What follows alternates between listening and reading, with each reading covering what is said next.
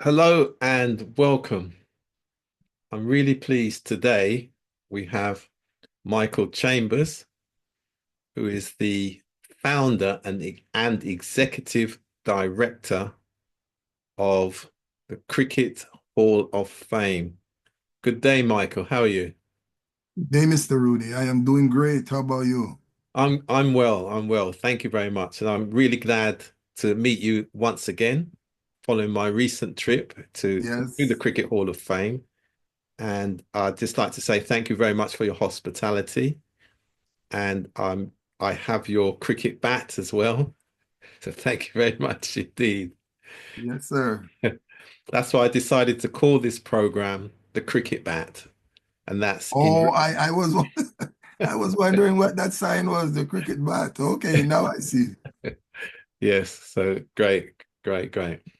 So Michael, before we get started, tell us a bit about your family background, professional interests, professional background. Okay, I come all the way back from Jamaica. Mhm. My my mother was a teacher, my father was a teacher, and I had five siblings. Okay.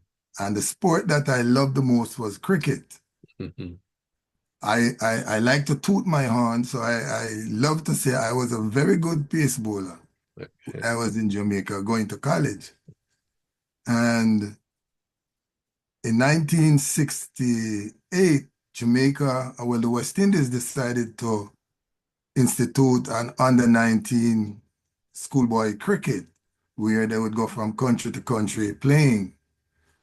So I tried out and I thought I would have made the Jamaica team. Luckily for me, I was excluded. So I was so devastated. My mother was coming up to the US to visit family. So Mhm. she saw how distraught I was. She said, "Why don't you come meet your aunt up in the US?" So I decided I'll make the trip. I came to the US, landed in New York, spent a couple weeks in New York, and then went down to a little town by the name of Hartford, Connecticut to Okay. visit more family. Mhm. And so I ended up one day going to a dance, meeting the cricket team, and they invited me into the park to play. And that was the end of it. I fell in love with the players in Hartford. I Okay. told my mother I wasn't going back home to Jamaica. So I stayed in Hartford, Connecticut. Mhm. And I'm still in Hartford, Connecticut, ladies and gentlemen, since 1968, enjoying Connecticut. So I didn't really miss much in Jamaica because I played some good cricket Mhm. for the Sportsmen's Athletic Club in Hartford, Connecticut. Mhm. That's how I ended up here, going to college, becoming an engineer, and Mhm. doing my little thing. Excellent. So, what motivated you to establish the Cricket Hall of Fame in Hartford, Connecticut? Boy, that's another ego trip. My cousin, who was a very good medium pace bowler, playing for the Sportsmen's Athletic Club. One evening, I was the president of the club. So one evening we were at the club trying to make plans for what should come next. And then he said to me, most profoundly, he said, "Brother Mike, do you understand that 20 years from now, when we come to this club, they're not going to let us in because they don't know us. They're not going to remember us. We're going to be old men." So I said, "Brother Ken, what should we do?" He says, "Let's form a museum and start putting our history and our legacy in the museum so that when we gone, people will remember us." So Okay. we started looking into putting a museum together. Then we heard about a fellow by the name of Errol Hussein, who was a Trinidadian who attended another club, who had put together a hall of fame, and his was ready to go, like they would say over here, shovel ready. So we invited him to Sportsman's Club. He told us what he was all about. We gave him membership in the club and put him in charge of putting together a cricket hall of fame. Mhm. So we didn't do the museum back then in those days in the 80s, Mhm. 1980s. That's when we started the Hall of Fame. We did we didn't do the museum, we did the Hall of Fame. So this year we're now doing the museum because we realize now we need some place to store all the memorabilia. Hmm. So we went from a Cricket Hall of Fame, now we're doing a museum also. Hmm. So that is what motivated us because we were two egotistical fellows who wanted to secure our legacy. Uh, that's as good a reason as any other. Well, we thought so. So, who are some of the most influential inductees and how have they impacted the growth of cricket globally? Some of the instrumental or influencers, we have Dr. Michael Holden. Hmm. He was inducted and he was the first inductee to get a Cricket Hall of Fame ring. So that's why he's so important. And Brother Holden used to go around showing off the ring. I don't know if he lost it or if he still has it, but today they are doing a tournament has just been named after him in Jamaica, Michael Holden Tournament, Senior Hmm. Cup Cricket. So he has been doing some coaching. He used to do commentating on in England. So to us, he is very special. Then we have a fellow by the name of Mohammed Qureshi. He is out of Florida. He gave the US a tournament and they call it the US Open T20 tournament that is played every year for the last 15 years in Fort Lauderdale. And he brings all different caliber of players worldwide that play in the stadium in Florida. And so I personally enjoy, I have missed maybe about three or four. I enjoy watching it because it's free to go in and I get to see all these world-class players playing. So I thought his doing this T20 tournament, I believe, was a result of the final, well, the manifestation from that tournament. We had the World Cup here last year, and I think it was a direct result of what he did. Hmm. Then we have a fellow by the name of Jatin Patel from India who lives in Illinois. And what he does, he does a coaching program for umpires and players.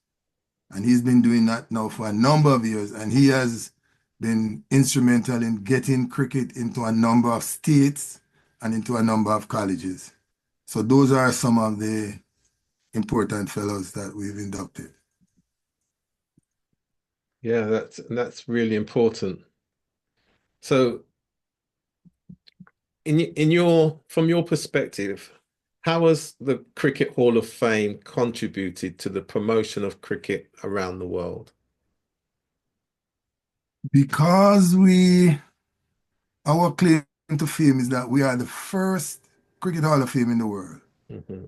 When we established the Hall of Fame, MCC did not have a Hall of Fame. So when we informed them that we were interested in putting a Hall of Fame in Connecticut in the USA, I wish I had that letter that they wrote me telling me that I was very, with the word, I would love to say out of order. We don't play cricket in the US and we are going to establish a Hall of Fame in the US. But it was funny because we established back in 1980, 81, and ICC didn't, we are 20 years older than ICC. They didn't pick up the challenge for 20 years. So, that's what we look at. When we do inductions, we do cricketers from all over the world. Yeah. So when those cricketers go back to their country and talk about cricket, because those days, cricket the cricket fraternity was not really recognizing players from their own country. Right. Jamaica didn't do it. West Indies didn't do it. We were the first one who went overboard. When we have a ceremony, induction ceremony, it's a huge dinner and presentation and dancing. So ICC has not caught up to that level yet. But we've been doing that, and the persons who are inducted, we make sure that that night is their night. We get them all the accolades that we can shower on them. So as a result, those who would want to stop giving to cricket, when they get this honor, most of them start a new career and they Come will on. tell you they are cricket Hall of Famers. And the Hall of Famers are now allowed to put behind their name where you have PhD, you put C, capital H, little o, and capital F. So we're now, so when you see a person come through with those credentials, you know he's a Hall of Famer from Hartford, Connecticut. That's what we've been doing for E- cricket e- in the US. Excellent, excellent. And that's such a great it's such a great overall initiative to recognize the people Yeah. from our community. So how does the selection process for induction work and what are the key criteria? All right, there are two levels of induction. We call one local inductees. And local inductees are those inductees who are selected from the USA, United States, and Canada. Why we separate it that way? These cricketers do not have good stats recorded. It's only for the last 5 years that folks have been keeping the books. So Mhm. what we did, we went towards administrators and we even did groundsmen before we did cricketers. Now we're at the point where some of us, we can go around, see fellows playing, and then once a person gets nominated as a cricketer, a number of inductees must write a letter of recommendation that this person was a good cricketer. It's easy to judge a person who was a president or a secretary of a club, or so those persons get first choice. Mhm. In the international level now, it goes by your stats. Yeah. And what happens, somebody has to send in the name with a bio. We review it. If we select that person, then a sponsor is found who will do the honors of bringing that person to the USA. Induction ceremony is always the first Saturday in October.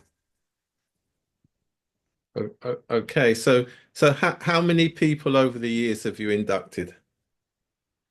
Over the years, we have 175 locals that are persons from the US. Hmm. And then international level, we have another 75 international. Okay. And then we have another category of Hmm. persons who are not cricket related. Hmm. However, they do things that Yeah, affect cricket, like the yeah, mayors of the city and yeah. council people. Hmm. Then we have another 65 of presidential awards. They get, instead of an induction, they get a presidential award. Now, Hmm. if they keep doing what they're doing, they can end up becoming an inductee. Yeah, excellent. So, what are the future plans for the Cricket Hall of Fame in Hartford and beyond? We found ourselves in a good spot. I tell people, with the coming of COVID came the rebirth of the Cricket Hall of Fame. What am I saying? When COVID came, we had to switch from a live performance to doing a Zoom induction Hmm. ceremony. Mm. Now, what that did for us, we were able to pick fellows from India and Pakistan and put them on the show. And I think Cricket Council USA out of Florida live streamed the program to all cricket playing countries that night. And since that night, we don't have to look for persons to induct. Persons are now calling us from India, Pakistan, Australia. We are getting calls from all over. So the Hall of Fame has been moved Mm. to a different level, and we have continued doing Zoom, but the induction ceremony is in person. in Hartford, October, first Saturday of October. Yeah, and that sounds great because you've reached out to the whole family of cricket, and it's Right. anybody from all backgrounds who love cricket and making their contribution. So that's great. That's great. Um, I know that you've done some support for women and girls in cricket, and particularly in Portland in Jamaica. Can you tell us about that and any other similar initiatives where you've focused on talent development of young people? Well, we have a group of women in Portland, and how that started. 15 women from Portland tried to enter the US a few years ago to come to a tournament in Atlanta. And when they got to immigration, they were all denied their Hmm. visas. And the ladies had spent a pretty penny putting themselves together to make the trip. They thought everything was good. So they did not get the visa. I was in Jamaica at the time, and one of the captain of the team called me up and said, "What's going on? They've denied all of us." And she was so distraught. So I made a promise to her. We would make sure that you never have to come to the US to play in a T20 tournament. We Hmm. would give you your own tournament. And so we started a tournament in Portland for the women, 4 teams, and they do their thing over 2 days. And it's Hmm. been very successful. This year, I think they've moved. It used to be in March. I think it's going to be in July this year because in Portland, March is a rainy month. So Okay. they have tried to get away from Portland. But it's going very good. And this year, we hope for to see a bigger tournament in July when it's much drier season. So that's what we've been doing for women's cricket E- in Jamaica. Excellent, excellent. So just before we go, could you, for anybody who's interested in understanding what you're doing, maybe providing some support, sponsorship of some of your events, how do they get hold of you? They could reach me by cell phone if they have WhatsApp. Hmm. 860-250-2796. 860-250-2796. Or they can send me an email, Michael, Michael underscore Chambers, Chambers underscore SR for senior at yahoo.com. So they can reach me anytime on those two means. And your website? And the website is